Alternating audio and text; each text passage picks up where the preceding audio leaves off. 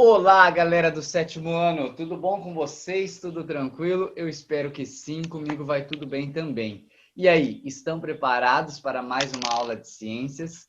Eu sou o professor Leandro Rossini, professor de ciências dos anos finais, e hoje vamos dar continuidade ao assunto que estávamos trabalhando na semana passada sobre calorimetria e formas de propagação de calor, trabalhando hoje com as formas de convecção e irradiação. Gente, esse conteúdo está no capítulo 6, sobre energia térmica, e para isso eu preciso que vocês peguem o livro didático de vocês para acompanharem a aula e o conteúdo, o caderno e o estojo para fazermos anotações e vamos juntos em mais uma videoaula. Gente, eu gostaria de relembrar com vocês alguns conceitos que trabalhamos na semana passada, né, principalmente sobre a propagação de calor, que nada mais é do que a transição de energia térmica entre corpos com diferentes temperaturas, ok? Essa propagação de calor, ela pode ser de três formas, então: condução, convecção e irradiação, né? Essa imagem representando, então, as três formas de propagação de calor. E vimos na semana anterior a propagação de calor do tipo de condução, onde ele era um processo, né, de propagação, de transferência de calor típica dos sólidos, ok? Por conta da proximidade das partículas nesses sólidos. Lembrando que como que funcionava, aliás, que funciona esse processo de condução? Ocorre a partir de partículas mais agitadas, ou seja, com maior temperatura, que agitam as suas vizinhas e assim por diante, até que o calor possa ser propagado pelo corpo todo. Então, essa imagem, ela representa, né, essas partículas mais próximas no sólido do que no líquido e no estado gasoso, e essa agitação das partículas agitando as partículas vizinhas, influenciando inclusive nos estados físicos da matéria. Ok? Tenho certeza que vocês lembram de tudo isso, certo? Gente, hoje então vamos ver o processo de propagação de calor do tipo de convecção, ok? Ele é uma forma de propagação de calor, então, que ocorre em partes de um fluido em materiais do estado líquido e gasoso. Então, ele ocorre nos materiais, nos corpos que estão no estado líquido e gasoso. Por que somente no estado líquido e gasoso? Porque existe uma maior liberdade entre as partículas que compõem esses materiais nestes estados físicos, ok? Lembrando que no sólido as partículas estão muito próximas, uma pequena agitação. Quando os materiais estão no estado líquido ou gasoso, eles já têm uma maior liberdade, uma agitação entre esses corpos, tá ok? Agitação, desculpa, entre essas partículas, fazendo com que haja uma certa liberdade entre essas partículas, entre essas moléculas. Nós podemos ver aqui, então, nessa imagem, que a convecção ocorre em fluidos, ou seja, em materiais do estado líquido e gasoso. Tá ok? Tranquilo? Beleza? Podemos continuar? Gente, essa convecção, então, ela está relacionada toda vez que vocês ouvirem falar ou forem estudar sobre convecção, vocês têm que pensar que está relacionada com a diferença de densidade entre as diferentes partes de um fluido, tá ok? Então, a convecção está relacionada com a diferença de densidade. Por que existe essa diferença de densidade entre as partes de um fluido? Bom, a gente pode ver nessa imagem aqui que nós temos um movimento dessas partes, dessa substância no estado líquido, tá ok? E ela ocorre esse movimento por conta de que corpos mais quentes apresentam maior agitação de partículas, ocupando um volume maior e, dessa forma, uma densidade menor, né? Se a matéria tem uma densidade menor, ela vai subir, tá ok?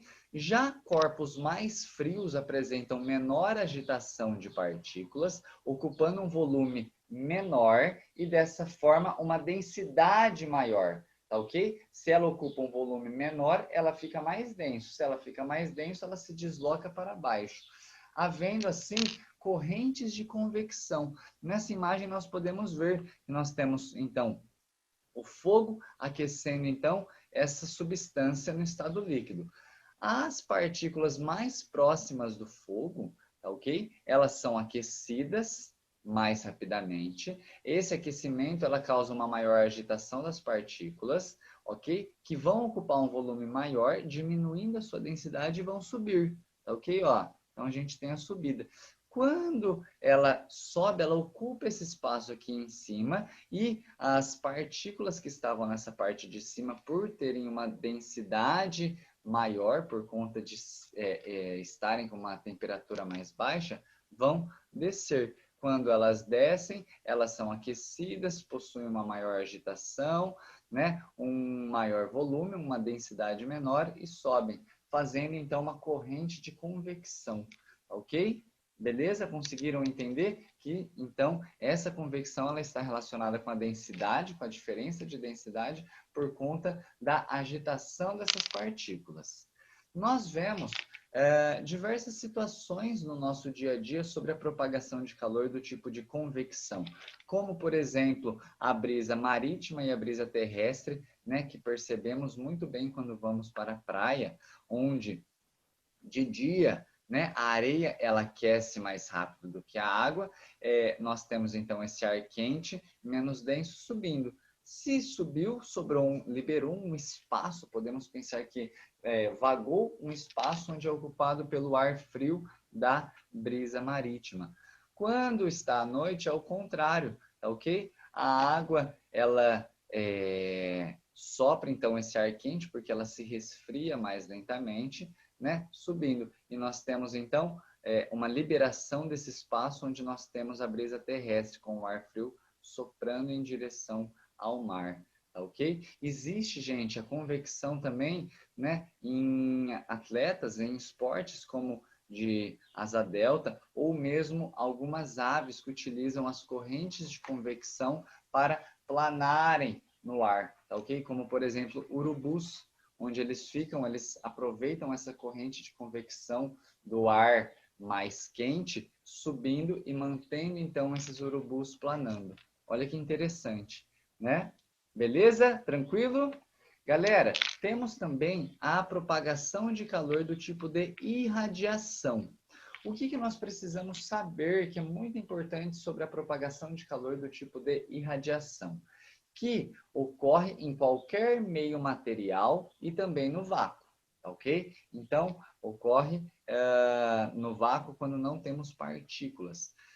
Todo corpo, né, todos os corpos que possuem temperatura, eles realizam essa troca de calor por ondas eletromagnéticas, que podemos chamar de radiação térmica. Então, todo corpo que possui uma temperatura, ele está liberando, ele está tendo uma troca de calor por radiação térmica, tá ok? Eles podem, assim, emitir ou absorver radiação térmica. Todos os corpos possuem essa troca de calor, que podem ser de forma de emitirem ou absorverem essa radiação térmica. Se a quantidade de radiação térmica absorvida é maior do que a emitida, a temperatura aumenta. Caso contrário, a temperatura diminui, se eu estou emitindo mais radiação térmica do que absorvendo, ok? Mas pensamos então que ela ocorre no meio material ou no vácuo e a todo momento nós temos troca de calor por radiação térmica.